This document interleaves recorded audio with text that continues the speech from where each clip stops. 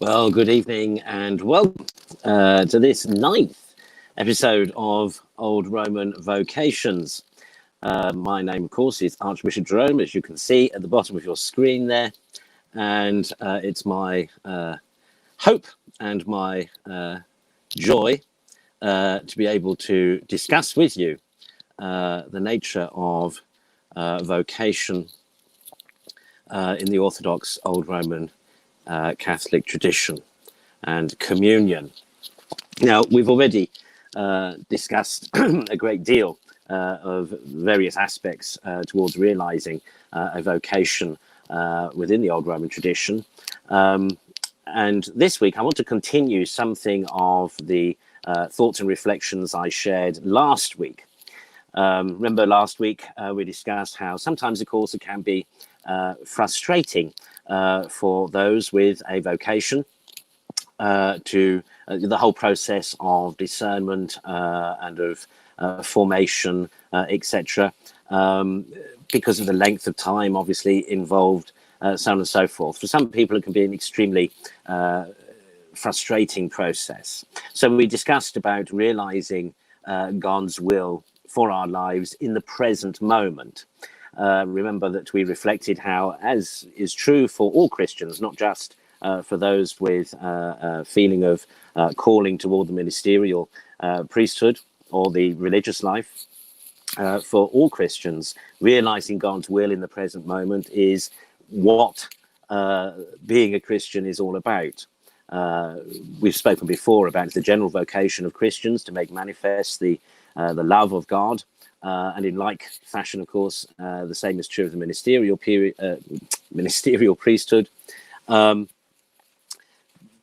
how, in everyday life, all of us as Christians are called to manifest God's will. And it's God's will that as many souls as possible are saved by the knowledge of his love for them in Jesus Christ. So we discussed last week how, just as all Christians ought, those who have and expressed an interest in discerning vocation, just like other Christians, ought to be equally discerning, in fact, primarily discerning how they can realize their vocation in the present and immediate circumstance and context of their lives. That the realization of vocation is not just about something to come, it's not just about something future, but it's about something now. It's about something realizable now. It's about something that can be discerned and applied right now. Now, one of the things I often say to candidates is that ordination does not suddenly transform an ordinand into a deacon or a priest. For sure, without the sacrament of holy order, one cannot be a priest or a deacon or anything else, but being a priest, i.e. becoming a priest, is not something that the sacrament miraculously confers instantaneously at the moment of the laying on of hands. In other words, though, of course, one is spiritually and ontologically changed and transformed in that moment of ordination, one does literally at that moment, as it were, become a priest. The nature of priesthood itself and the nature of the realization of the vocation itself and the change and the transformation of the man himself into a priest requires more than the sacrament itself conveys. Now, some of you who are familiar with my preaching, with my homilies at daily mass, will know that I'm often talking about the need for us all to cooperate and collaborate with God's grace. Now, of course, the hope is that after ordination, a priest who has been particularly imbued in a particular way with God's grace, or any holy order, that individual will cooperate with that grace. But in order to do that, they have to be themselves predisposed and willing to do that. I suppose in some ways we might say this is how we might discern the difference between good priests and bad priests. in the sense that just because a man has received the sacrament of ordination, just because he has been given that significant and particular grace from God, unless he cooperates and collaborates with it, then it might be for naught. Now, of course, it won't completely be for naught. Once a priest, always a priest. And the unworthiness, we say, of the minister doesn't affect the validity and efficacy of the sacraments that he might administer. But if ordination is to be the realization of the individual's particular calling from and by God, then there needs, as it were, to be a marriage between the intention, between the sense of calling and the receipt of God's grace, in order then for the cooperation and the collaboration to be effective, or to be effected, and ultimately, of course, to be effectual.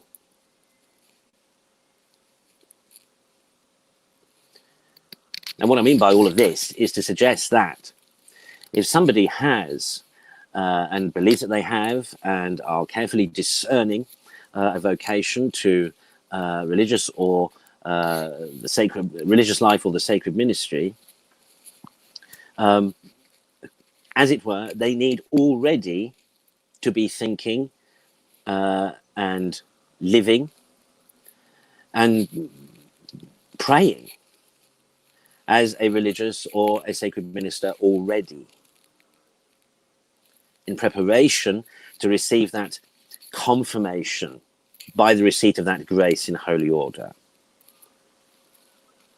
What they shouldn't be thinking is that, until such time as I receive the sacrament, my vocation is unrealizable, or I cannot, I cannot live my vocation until such time as I have received the laying on of hands. And because in many ways, my brothers and sisters, that is how many people think of it. Again, they're thinking of it as something that is realized in the future, when I become a priest, when I am ordained, when I take my vows as religious, as if from that moment God's will and vocation for them will be completed and realized. But the truth is, of course, logically speaking, the truth is, of course, that a vocation to religious life, a vocation to take profess vows, a vocation to the ministerial priesthood is something, if somebody truly feels genuinely called, it's something, an aspect of themselves that has been there, planted, as it were, from all eternity.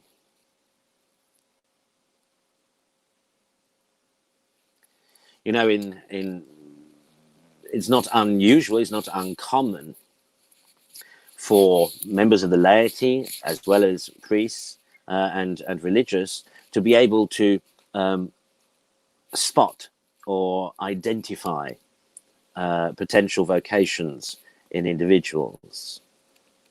Indeed, often those who present themselves for vocational discernment may have in their faith story an anecdote of somebody saying to them, "You'd make a good priest," or "Have you considered the religious life?"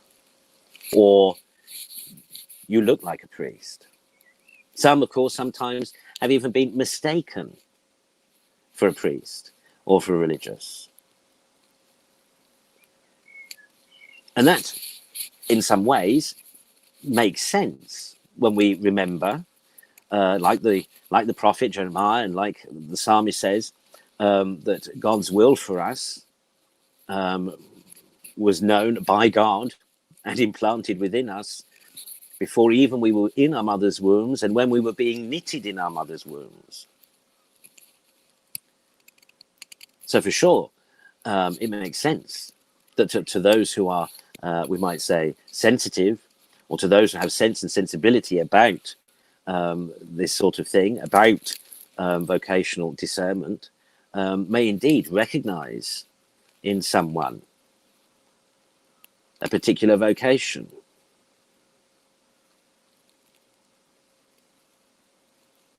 Now, it used to be the case that girls and boys were encouraged at a young age to consider their vocation. Indeed, when you read the lives of many of the saints, and not just the saints, but indeed lives of the popes. I think of a recent example, Pope Pius XII. When he was a little boy, it was recognized in him, and he himself recognized a vocation to priesthood. And back in the day, these sorts of things were encouraged. So that, for example, you may have seen on Facebook, and now you can actually buy them now, mass sets for children. So just the same way that you can buy Lego, and you can buy a Wendy house, and you can buy an Action Man or whatever, you can buy a little priest's mass kit, complete with a set of vestments and a small chalice and pattern and candlesticks, etc. Likewise, you may have seen or heard anecdotally of religious and priests who in their childhood would dress up as priests or dress up as religious, who would erect little altars, who would come home from Sunday school or come home from church and act out what they had seen. Certainly this was true of me when I was little. I was forever building churches and chapels, cathedrals, abbeys and monasteries from my Lego kit. I used to collect the Cadbury's roses, chocolate wrappers at Christmas from relatives so that I could make vestments out of them for my Lego men.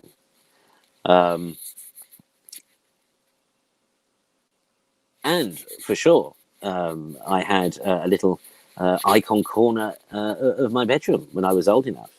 In fact, I used to improvise a thurible by putting talcum powder into a half bowl and construct a kind of thread with string so that I could swing it.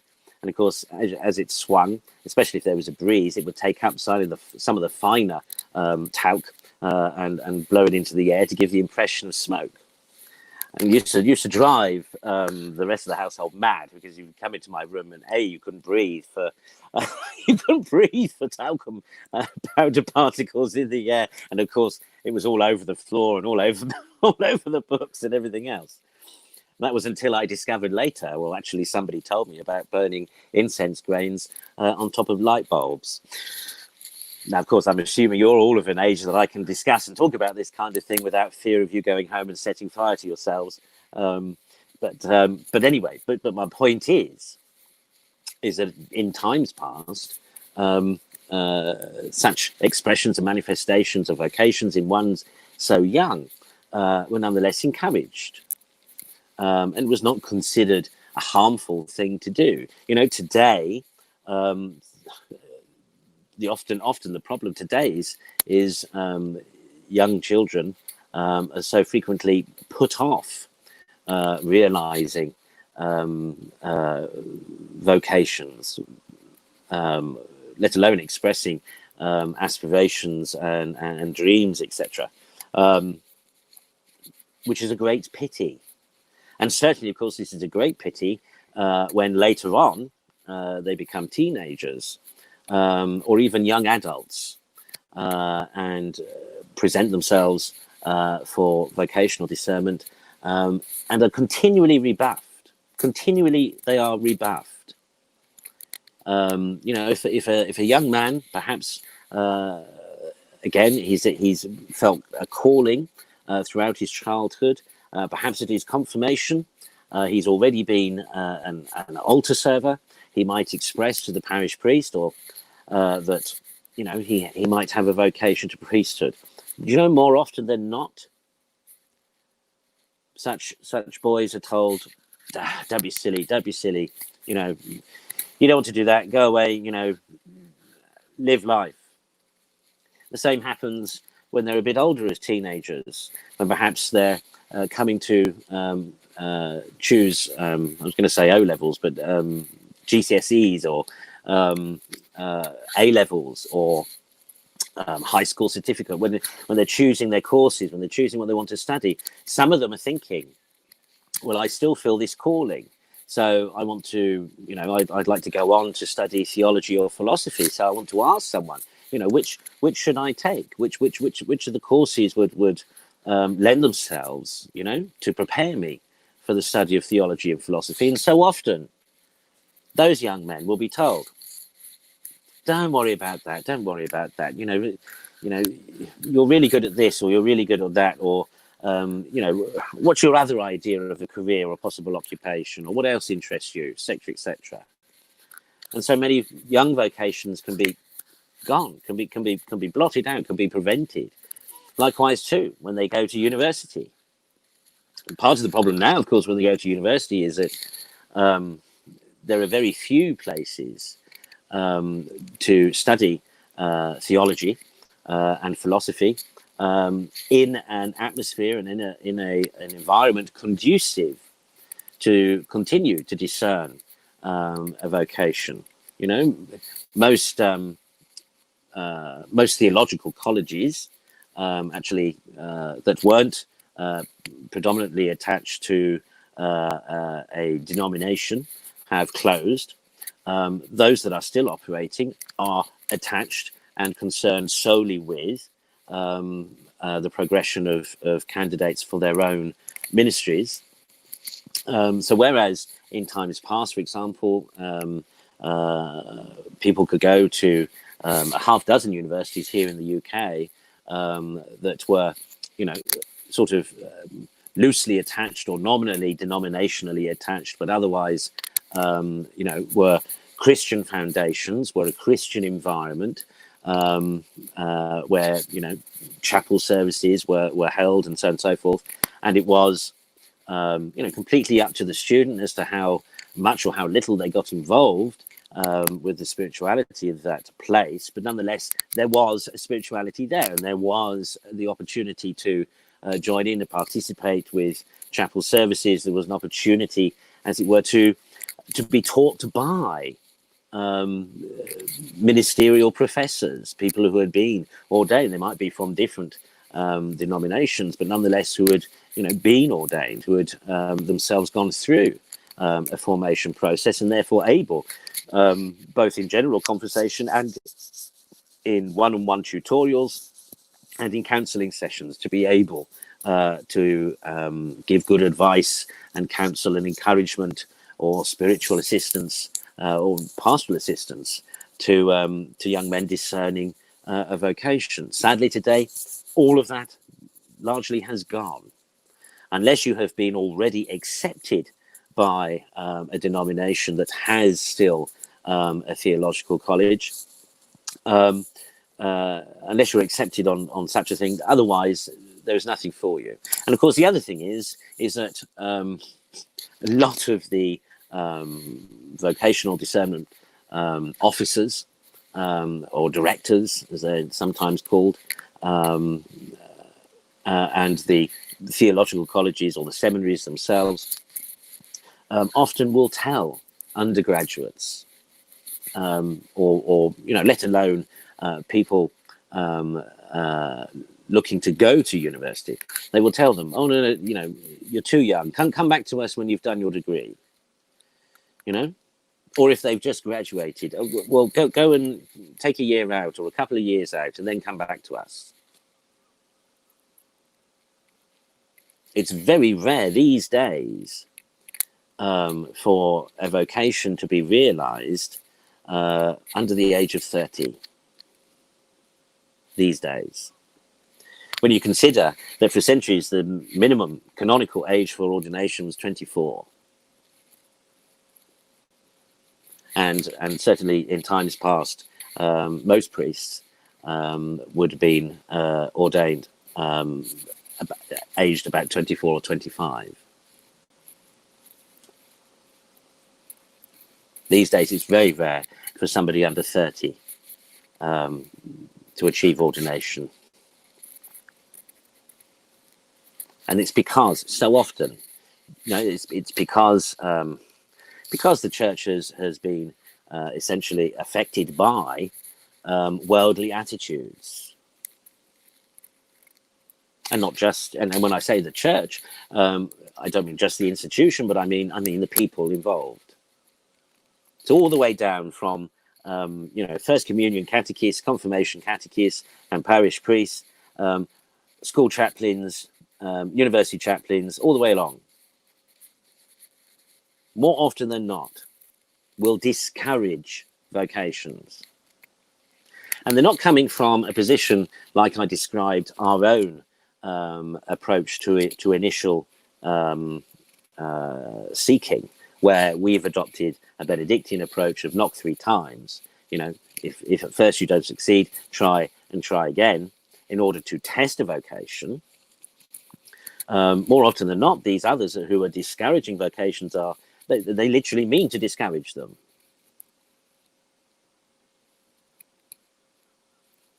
And often coming with a worldly attitude and the suggestion that you need to go out, you need to live, you need to experience life, you need to experience relationships, you need to experience what it is, to be human or whatever. There are all sorts of different ways in which they put it, and some of which I don't want to necessarily express here, but they essentially are discouraged.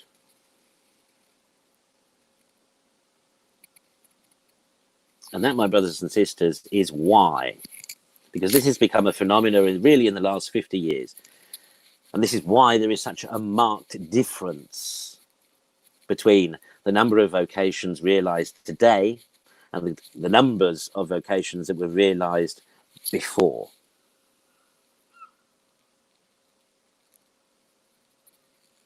And in large part, that's because in times past, young vocations were given help and encouragement. They were nurtured. They were discerned. Now, not always necessarily right, of course, and not necessarily always done in the right way. It has to be said too. But nonetheless, people in times past who expressed a vocation to the religious life or to the ministerial priesthood were generally encouraged. In the last 50 years or so, not so much. In fact, not at all, really. And of course, part of the reason now, part of the phenomenon now of vocational recruitment, I think is probably the better term today, is the denominations will say they're looking for people with particular skills and with particular experience as well. They are generally, approaching it more as a kind of hiring scenario than as a realization of vocation. So they want candidates who have had experience of life, who have had successful careers already, perhaps in industry, perhaps in business, perhaps in finance, perhaps in the law. And as we've said before, it is much more common today for maturer vocations to be realized across all denominations. But this, of course, is not because young people are not called. God is still calling people all their lives, from before and in the womb and after, to serve him. But the trouble is, as I say, for the last 50 years or so, people have actively discouraged young vocations.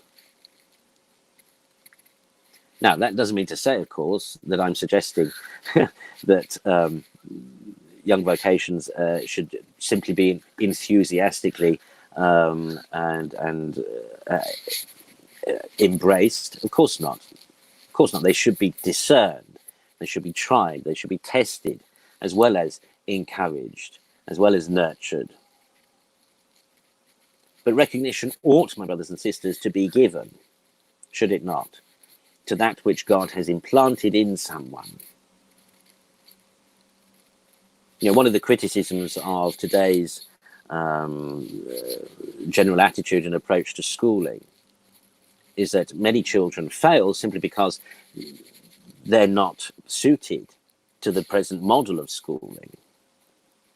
You know, it doesn't matter how many times you try to make little Johnny learn the times table. It may be that he just cannot learn it that way. Doesn't mean to say that he's a dunce. Doesn't mean to say that he doesn't, that he's stupid or thick. It just means that, you know, his way of understanding knowledge and regurgitating knowledge, etc., is not the same as the model that the school system imposes. Now, how often is it that in later life, adults realize their full potential who were otherwise at school at the back of the class? We thank God, of course, that in recent years, particularly, better methods have realized and helped students to discern and to realize dyslexia and autism, and to have been given now the special assistance that they need to, as it were, adjust to adjust the school method and model in order for them to grow and develop. I mean, that's a good thing, but across the board, it's still much the case, my brothers and sisters, that, you know, 30 children go into a classroom and they will all be treated and they will all be taught in exactly the same way, irrespective of whether or not all of them are able to receive knowledge in that way and learn and understand it in that way.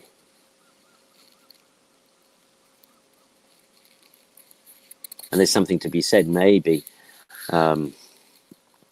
about, you know, using ways to identify strengths and weaknesses, rather, of children, in order then to be able to model a system of education that will draw out and enhance those skills and those talents and those abilities.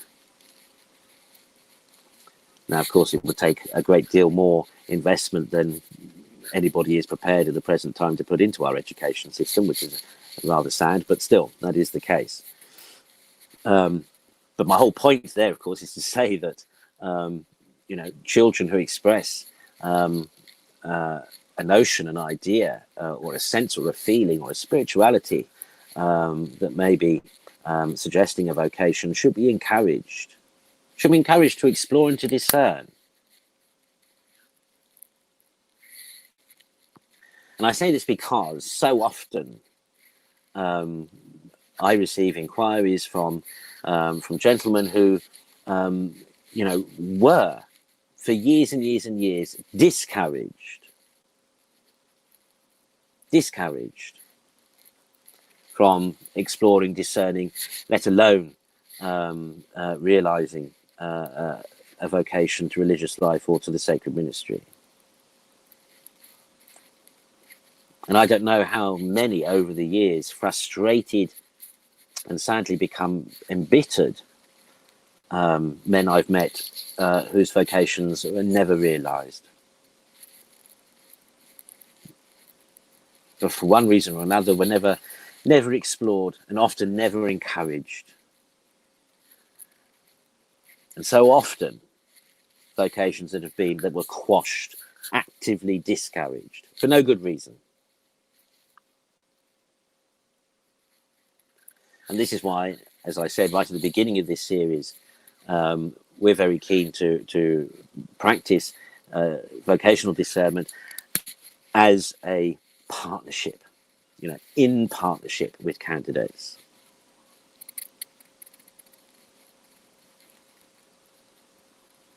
So that together we can discern. Together we can analyze and compare and realize skills, talents, abilities, propensities, etc., that would seem to suggest or lend themselves towards the realization of a vocation. And as I keep saying, which might not necessarily mean to the sacred ministry, it might not necessarily mean to the religious life. It may just be the impetus, perhaps at the beginning, was slightly off skew, but through vocational discernment together, we might be able to discern and realize what actually God's path really is or was. You know, vocational discernment can't always be so, as it were, one-way directional. You know, vocational discernment as an exercise really needs to be omnidirectional, in the sense that, you know, we don't know the mind of God. Those who, neither the candidate nor the assessors know the mind of God. We're trying to discern together what God's will is. So in many respects, vocational discernment has to be kind of omnidirectional, in the sense that, you know, it will become, we hope, apparent what God's will is.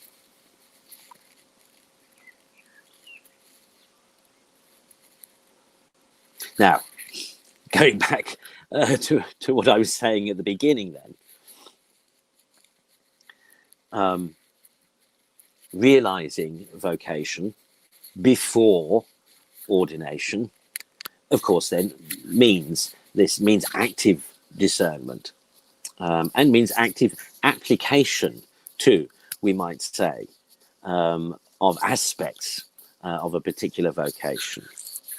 And as I said last week, in many ways, you know, this is as true for all Christians, irrespective of whether or not they feel a particular drawing or calling to religious life or the sacred ministry. But as I said at the beginning today, you know, at the moment of ordination, yes, indeed, a big infusion of God's grace for that particular sacrament for order the candidate receives. But in order for it to be effectual, they need, as it were, to marry with it. They need to be in a position, in a situation to collaborate and cooperate with it. You know, they have to be disposed intentionally to receive the sacrament. What that means, though, of course, is they need to be properly prepared, prepared to receive it, in order that they then may be able to collaborate with it. And that process can begin today.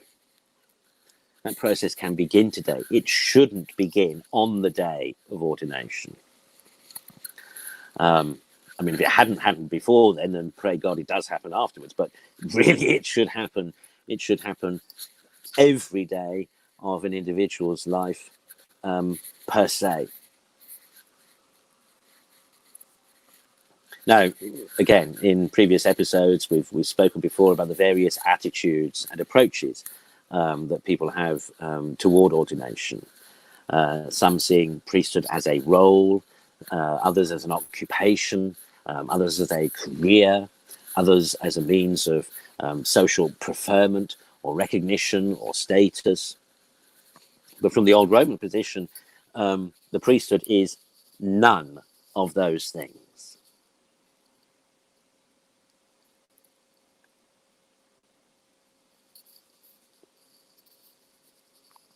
And to be honest, we're not interested really in candidates who think or believe or hold those attitudes or approaches towards the sacred ministry.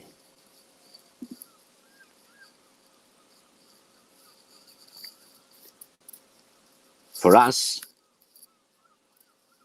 priesthood particularly, but we might also say of the sacred ministry and religious life, the heart of it all is sacrifice. It's sacrificial love. And realizing a vocation within the old Roman tradition is about realizing the self-offering of oneself to the ministerial service of God, particularly of the priesthood, of the sacred ministry.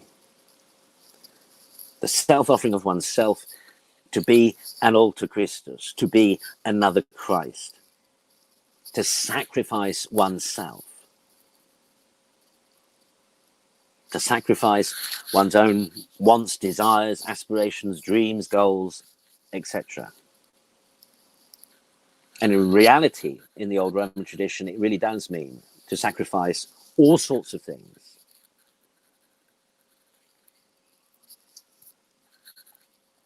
Because, as I explained in previous episodes, the old Roman tradition does not involve any material nor social advantage.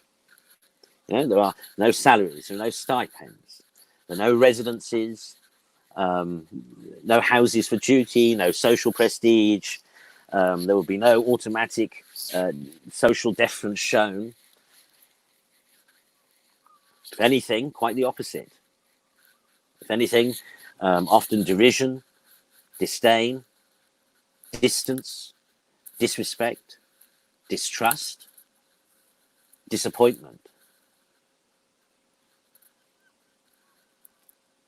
To be an old Roman cleric, to be an old Roman religious, is by its very nature, not only the nature of the vocation, but the nature of its realization, is all about sacrifice.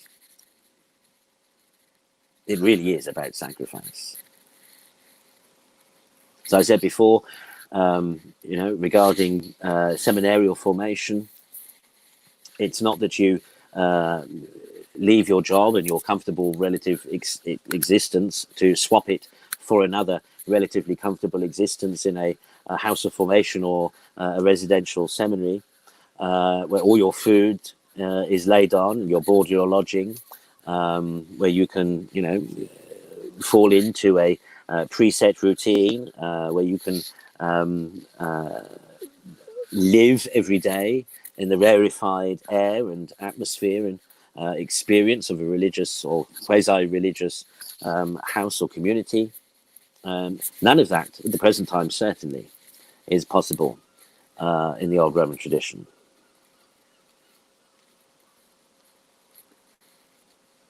There are all sorts of, now, as I have said before, actually at the present time this is an exciting time for old Romans.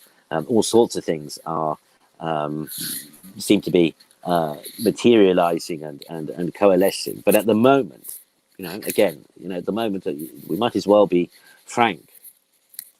At the moment, for example, to be an old Roman seminarian means to maintain your secular employment or some secular employment. It will mean to live where you are. It will mean to purchase your own research books, or to go to libraries to find them, to hire them. It'll mean having to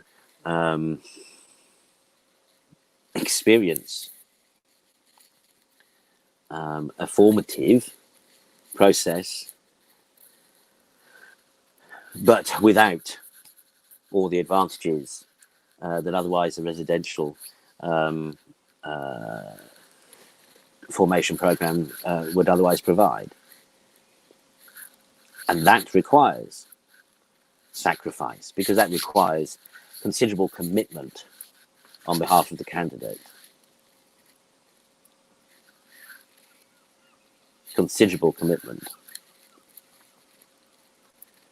And it's worth remembering, my brothers and sisters, that the conventional, as we think it today, seminarial formation of institutions and academics and so on and so forth really is a fairly recent phenomenon for the church, less than 500 years.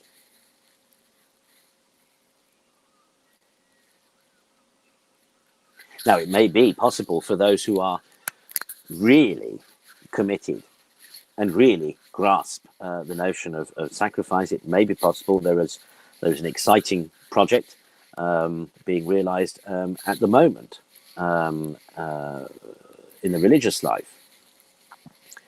For those who are prepared truly to embrace sacrifice, there may well be an opportunity to experience that in fellowship, in residence, in a community setting. Wouldn't be easy, extremely hard work,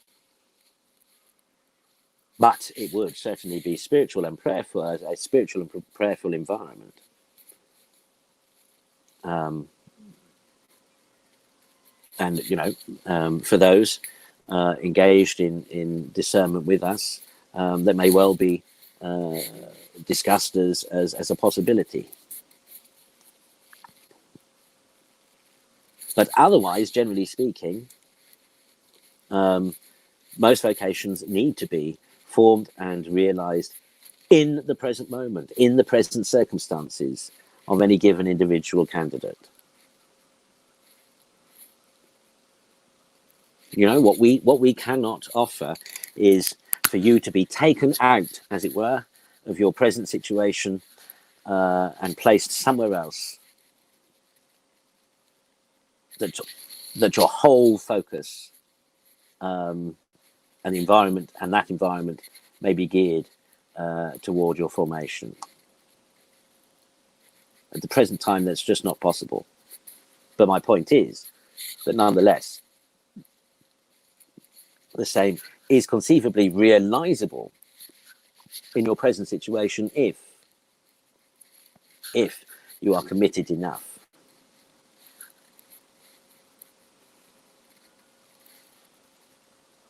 Now, consider, my brothers and sisters, that many people will go to all sorts of extraordinary lengths to realize their desires, to realize their dreams, to realize their goals and personal aspirations. People do this all the time. If somebody wants the latest iPhone or the latest whatever gadget, they will expend all their energy and often their material wealth to gain that thing. Likewise, people who want to get on in their careers, people who want to progress up the in their profession, who want to go up the ladder of preferment, they will do what it takes. They will put in the hours, the extra hours for work, for study, for research. They will put in, or put out rather, the extra energy and resources and everything in order to achieve those targets, to achieve those goals, to achieve those aspirations.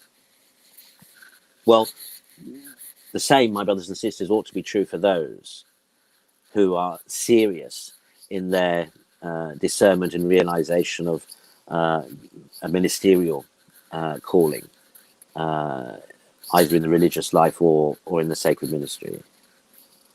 Why should, my brothers and sisters, we expect less? Why should we expect less of candidates for the sacred ministry or religious life? The same energy that people would ordinarily put into the realization of their material and temporal dreams, why shouldn't we expect people to do the same for God?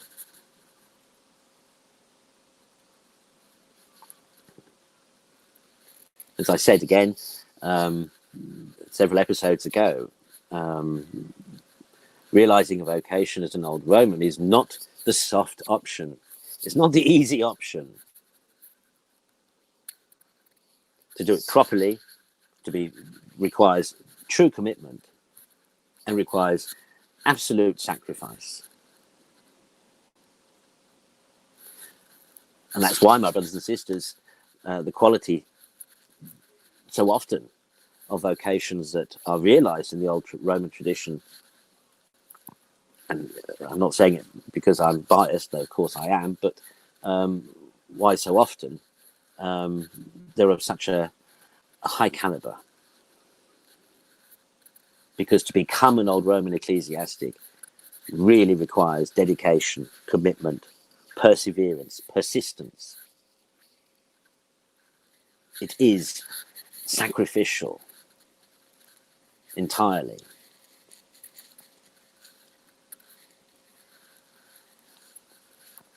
So just as, we hear those wonderful anecdotes of people perhaps from disadvantaged backgrounds, but whose parents took on extra jobs to raise the money to send them to college so they could go to university and attain a degree, and they applied themselves. Those people who worked a day job and then did night school, etc., to qualify as lawyers or so on and so forth. Essentially, my brothers and sisters, we require that level of energy and enthusiasm and commitment from our candidates.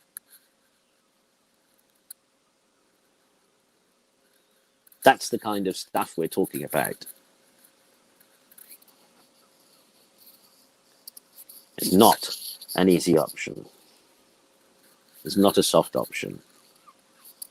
It will require some serious sacrifice. And the likelihood is, my brothers and sisters, that will be the pattern of one's life for the rest of one's life post ordination and vows.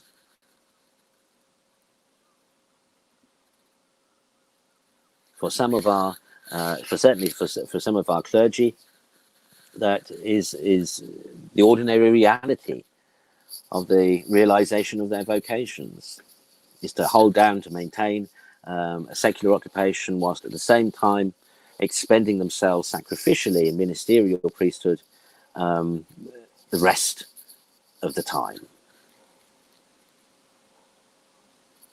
And yet all of them would tell you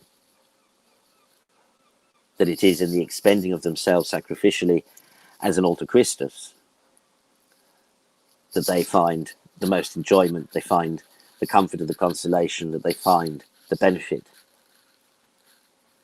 of living such a holy, sacrificial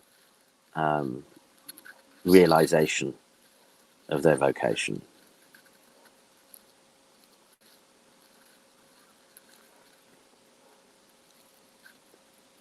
And it's important, of course, to remember that, for example, this was the reality of the apostles and the early church.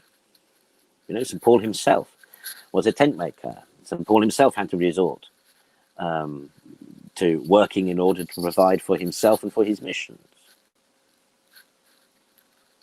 And that is the same reality today for many old Roman clergy. And that has always been, generally speaking, the reality for most in the religious life. As we've spoken before, religious communities have to support and sustain themselves. And so often, but what they do, of course, is they combine intention regarding their spirituality and regarding their charism, combine that with the apostolates of work and ministry that they are engaged in. It's living to work or working to live.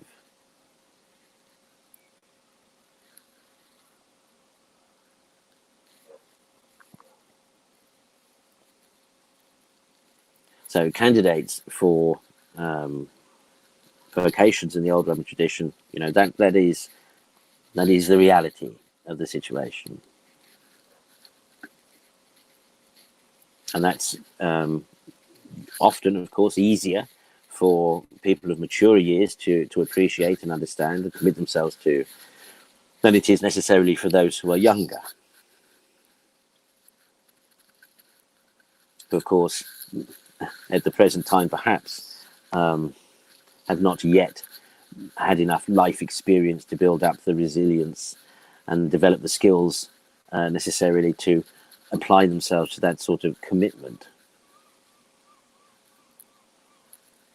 But a lot, of course, can be done with support and with encouragement.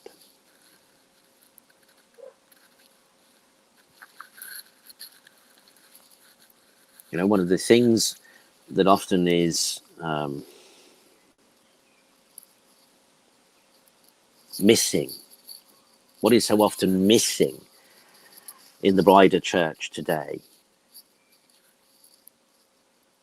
is this notion of sacrificial living. So many in the church today are not used, shy away from and not used to, don't want to hear about sacrificial living. Life is too comfortable. I mean, this is why, for example, the dearth of spirituality for so many in the West, particularly during the season of Lent. How many Western Christians seriously and purposefully fast and practice abstinence during Lent, let alone any other time of the year?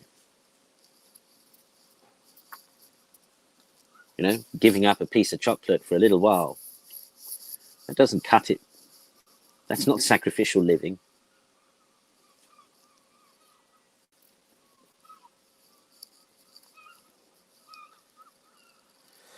Which means, of course, in many ways, that sometimes this is something we have to contend with.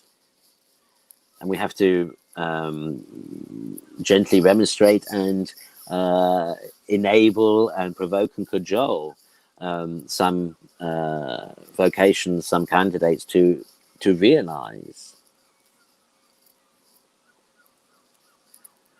that just the fundamental aspects of Christian life is about sacrifice.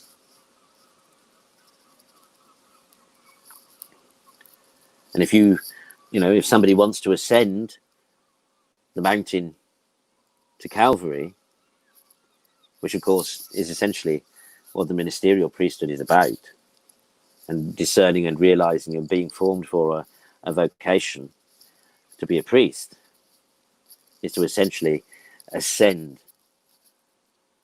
the mountain, ascend the steps, ascend the hill toward Calvary, toward the altar, toward the cross.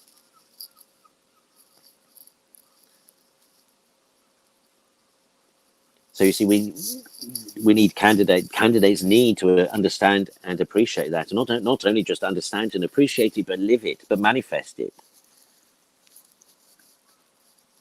to desire it themselves, in order that their whole being, their whole soul, may be committed to not just offering the holy sacrifice of the Mass, but offering themselves in union with the Mass.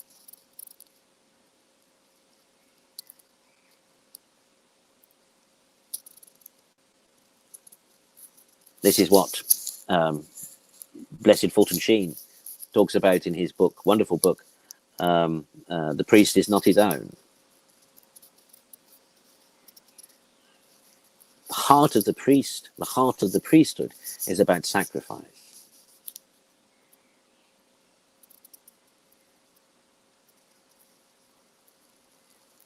And it's about offering everything. It's fulfilling the first and greatest commandment, to love the Lord your God with all your heart, with all your soul, with all your mind, with all your strength. If this isn't realized in our priests, then how would it ever be realized in our people? How can the priest teach and instruct others if he doesn't practice it and live it himself?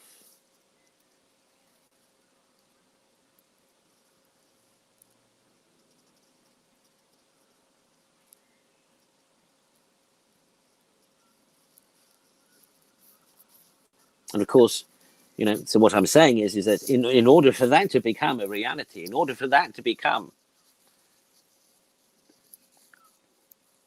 a true realization of calling, candidates need to already be expressing and manifesting such commitment now.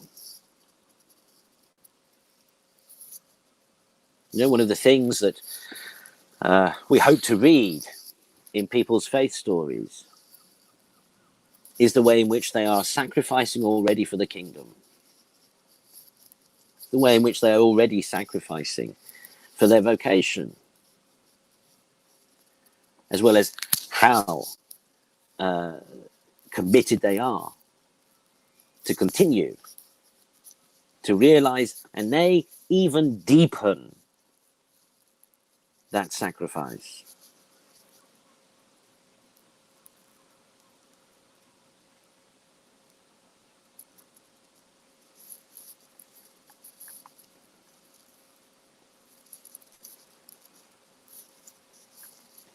You know, one of the things, again, about and why, you see, you can't really, why vocational discernment for religious life and the sacred ministry is very similar,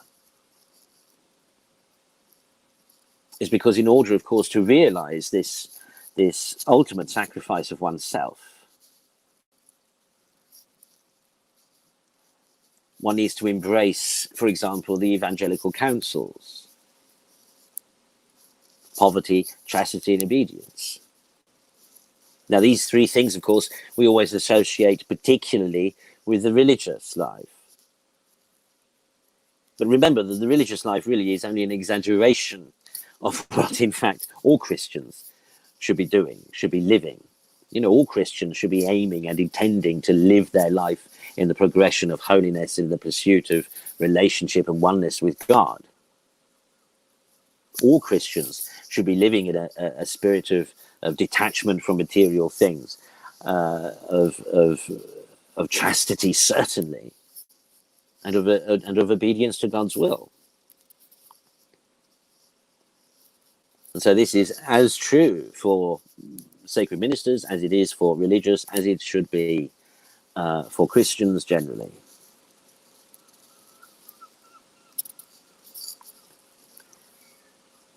And so one of the aspects, certainly, of vocational formation in the old Roman tradition is to attain an understanding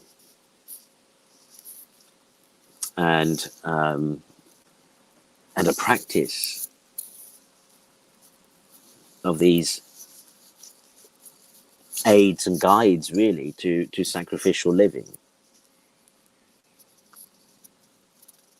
You know, a priest who is detached from material obsession,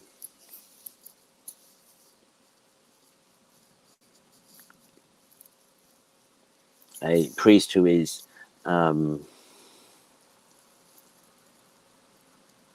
committed to living sacrificially for others rather than for any kind of self-interest. A priest who is daily discerning and applying himself to obedience to God's will.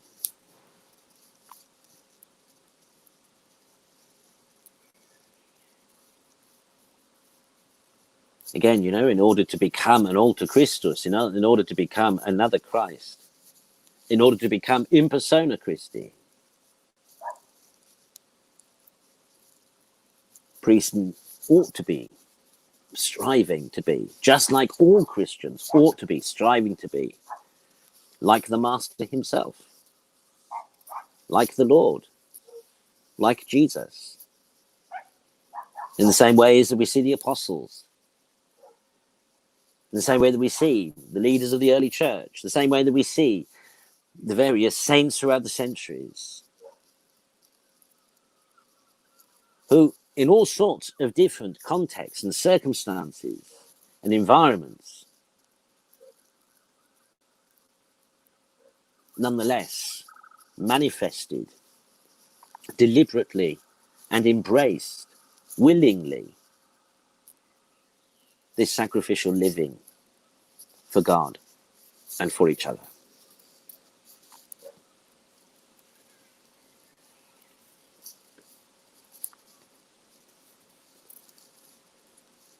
So, of course, as well as the academic formation necessary for candidates, spiritual formation too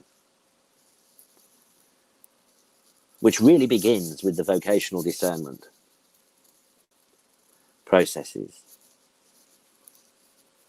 will be an ongoing thing, but it'll be purpose to be realized in the reality of where a candidate is, circumstantially and environmentally in their life. Not as something to aspire to, but as something to be lived now.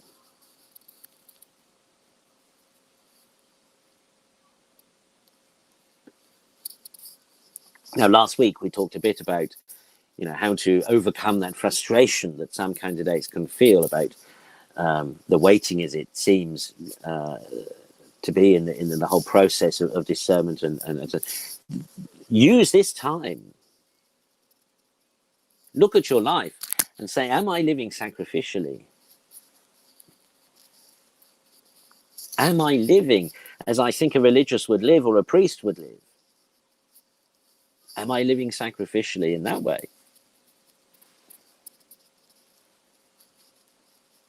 Am I spending my time now playing computer games, waiting until such time as I'm given a course directive to read a book or write an essay? Or am I generally reading theological works?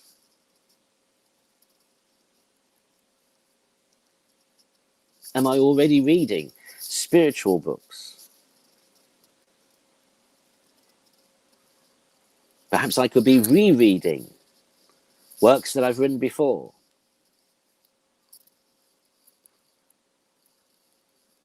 Instead of thinking, oh well, until tonsuring, I won't need to worry about the divine office until then. Why not start now?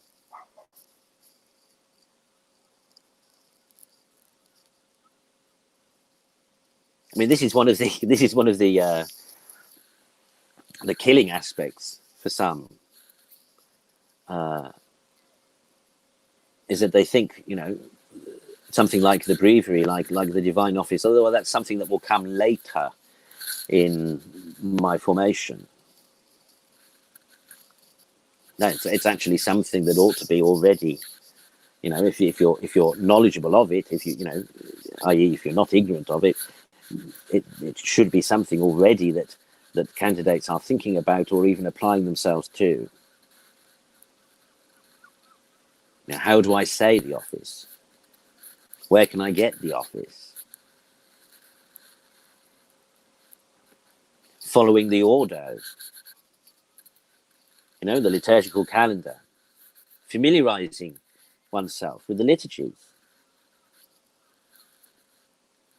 Remembering, of course, that, for example, a vocation to the sacred ministry and to priesthood means ultimately, the role will be to pray and to share in the bishop's office of teaching.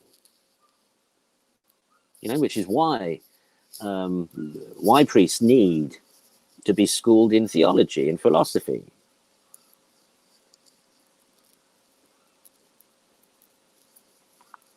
We welcome, for example, people who tell us in their faith story, not just those who say, oh, well, I've got a degree in theology already, or I studied philosophy before, or whatever, but those who say, and I'm currently reading Bonaventure, Thomas Aquinas, Francis de Sales, Teresa of Avila, Cardinal Bona, whatever.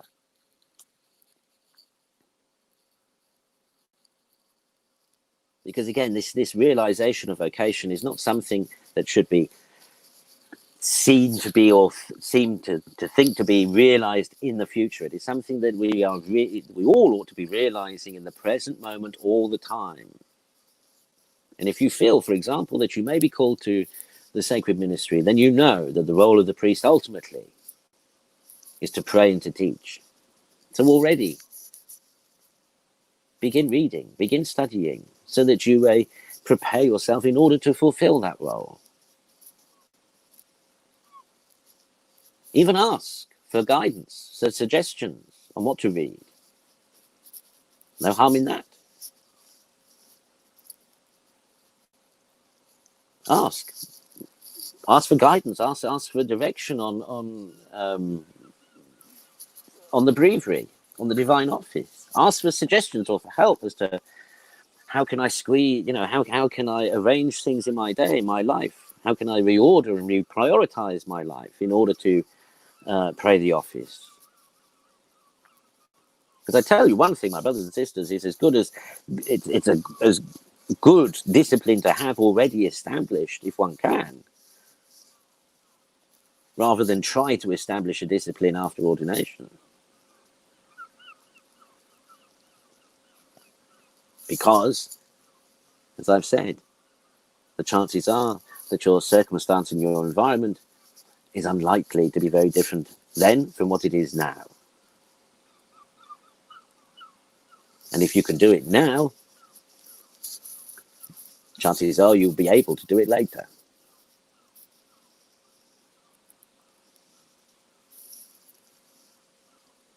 There's no reason, my brothers and sisters, for anybody discerning vocation not, there's no reason for anybody discerning vocation right now not to be able in some way to realize something of what will one day be, and they hope to be the realization for them of their life.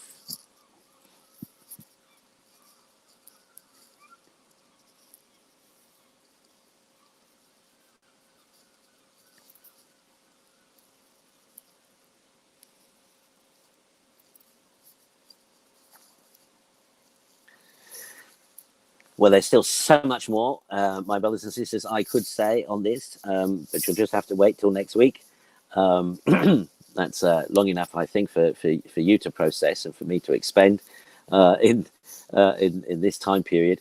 Bless you for watching.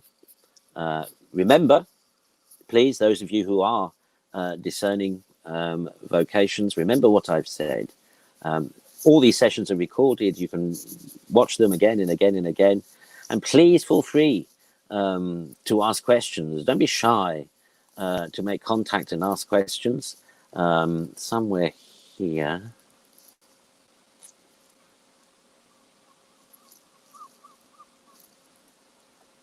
Here we go. Use that email address there by all means.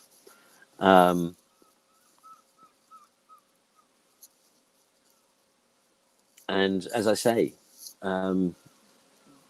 realize the vocation now that you believe God has been calling you from all eternity. Stop thinking of it as something that will one day be, but live purposefully toward it now. So that in the future, when you receive the grace of ordination, you will be properly disposed to accept it, to embrace it, and to collaborate and cooperate with it and make it truly effectual in your life, in the lives of those you will serve. And the same, my brothers and sisters, is true for all those discerning God's will for them, whether for the sacred ministry or religious life, or just as Christians in the world. We all should be praying. We all should be sacrificing. We all should be learning and studying. We all should be living sacrificially for God and for each other.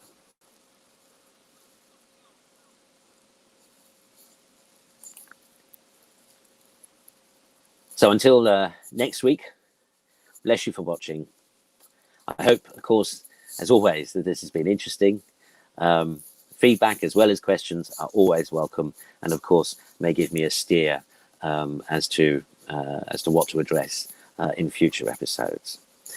Again, as always, if you have expressed already an interest in discerning vocation with us, remember, even if you haven't heard from us, the testing has already begun. And particularly the discerning, we already are praying for you. If you haven't heard back, persist, knock again. Meanwhile, may God bless you all.